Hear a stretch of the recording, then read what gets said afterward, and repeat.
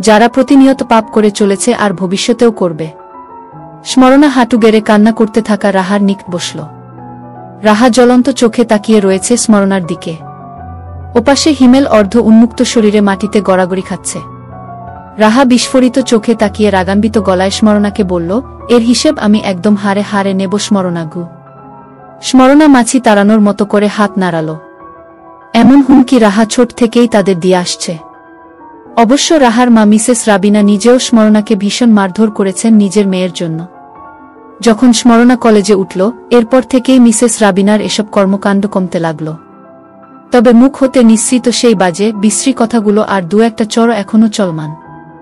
স্মরণা ছোট থেকে এতটাই সাফার করেছে যে এখন সে সমুদ্রের তীরে থাকা শক্ত পাথরের ন্যায় হয়ে গেছে। মিসেস রাবিনা কিছুদিন আগেই একটা চড় মেরেছে স্মরণাকে। স্মরণা গায়েও মাখেনি।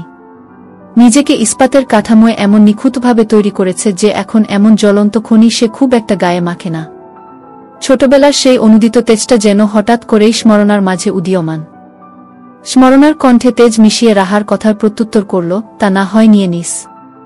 তবে তোর এই কুকর্ম আমি বাবার কাছে ফাঁস করে দেব আজক।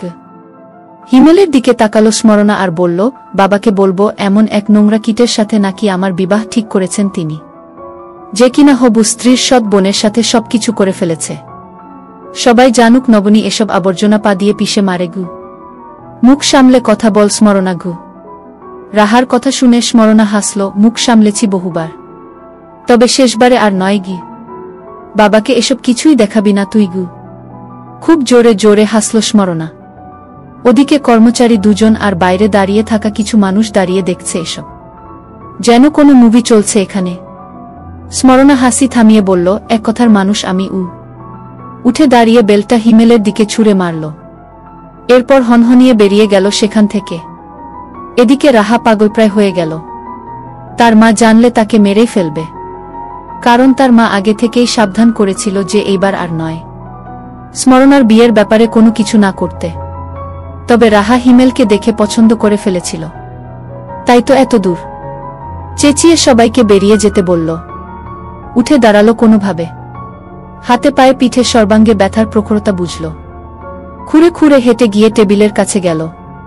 টেবিলের উপর পড়ে থাকা ফোনটা হাতে নিল আর মায়ের নাম্বারে কল করল। কয়েক সেকেন্ড বাদে কল রিসিভ হতেই নানা মিথ্যে কথা শোনালো মা, কে স্মরণার নামে, আর তাকে মারার বিষয়টা রসিয়ে কষিয়ে বলল। কলের অপর প্রান্তে থাকা মিসেস রাবিনা ভীষণ ক্ষেপে গেলেন। বোঝা গেল আজ বাড়িতে কিছু একটা হবে।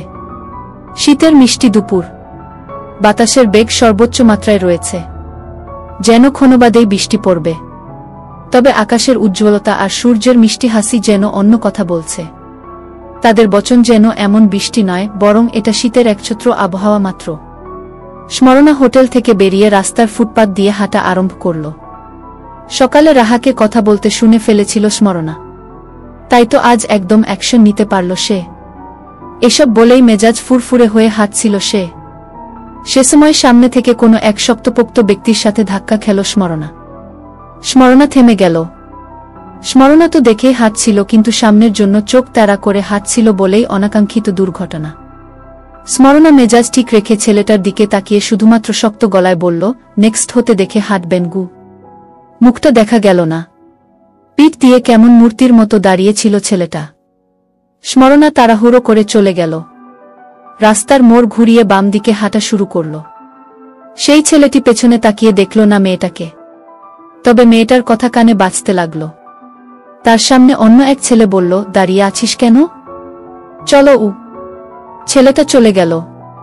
স্মরণা পুরোটা রাস্তা হেঁটে বাসায় এসে পৌঁছাল।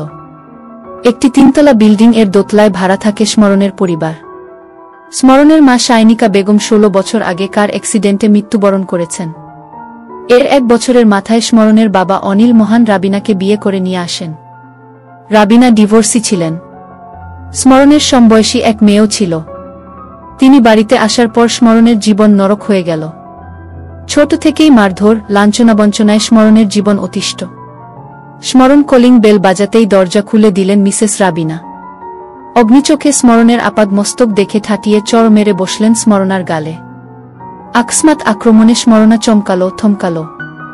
তাকে কিছু বলার সুযোগ না দিয়ে মিসেস রাবিনা উচ্চৈঃস্বরে রাগী গলায় বললেন, আজ তোকে মেরেই ফেলব আমি। প্রতিদিনের মতোই আজ ও অফিস থেকে ফেরার সময় 2টা তাজা গোলাপ কিনে বাসায় এসে অনেকবার কলিংবেল চেপে ও দেখি মাইশা দরজা খোলে না। সারাদিন অফিস করে ক্লান্ত শরীরে দরজার সামনে দাঁড়িয়ে থাকার যেন কোনো শক্তি দেহে নাই। কিছুক্ষণ পর ডাকাডাকি শুরু করলাম। এদিকে মাইশার ফোনে অনেকবার কল দিলাম কিন্তু রিসিভ করে না। মাইশার ফোনের রিংটোনের আওয়াজ আমি শুনতে পাচ্ছি, কিন্তু মাইশা তো এমন কখনোই করে না। এই সন্ধ্যায় তো কখনো ঘুমায় না। বেশ চিন্তায় পড়ে গেলাম। আমার বাসা নিচতলায়, তাই ঘুরে বেলকুনির সামনে গিয়ে দেখি দরজা অর্ধেক খোলা। মাইশাকে দেখা যায় কি না তাই আমি দরজার ফাঁক দিয়ে তাকাতাকি করছি। কিছুক্ষণ তাকাতাকি করার পর হঠাৎ ফ্লোরে চোখ আটকে যায় আমার। মাইশার চুল এলোমেলো অবস্থায় ফ্লোরে বিছিয়ে থাকতে দেখলাম। আমার বুকের ভেতর হঠাৎ ধাক্কা দিয়ে উঠল। আমি এবার উত্তেজিত হয়ে ঘরের ভেতরে দেখার জন্য বেলকুনির গ্রিল বেয়ে কিছু দূর উঠে উকি দিলাম।